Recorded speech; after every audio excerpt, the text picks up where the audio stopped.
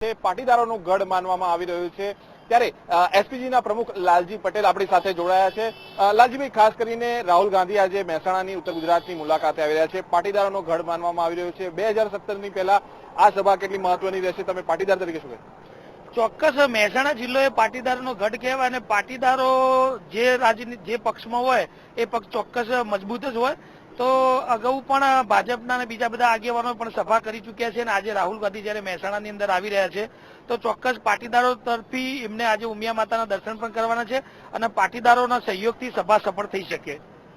લાલજીભાઈ, ખાસ કરીને કોંગ્રેસ અને ભાજપ બંને દાવા કરી રહ્યા છે કે પાટીદારો એમની સાથે છે।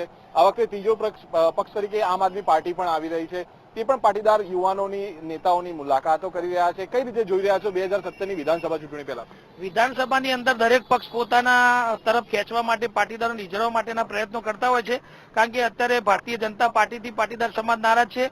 સામે કોંગ્રેસે પણ આજે 1 વર્ષના શાસનની અંદર તાલુકા જિલ્લા પંચાયતની અંદર પણ પાટીદારોને ફાયદો થાય એવું કોઈ કામ કર્યું નથી અને કેજરીવાલ પણ આવીને ગયા। તો પાટીદારો વગર રાજનીતિમાં આજે એમને કોઈ પણ ઇલેક્શન જીતવું તે શક્ય નથી। એટલે તમામ પક્ષો આ બધું પાટીદારોને ખેંચવા માટે પ્રયત્ન કરી રહ્યા છે, પણ અમને ખબર છે જ્યાં સુધી અમારા પ્રશ્નોનો નિકાલ નહીં આવે ત્યાં સુધી અમે કોઈ પક્ષને સાથ સહકાર નહીં આપીએ। લાલજીભાઈ, છેલ્લો પ્રશ્ન ખાસ કરીને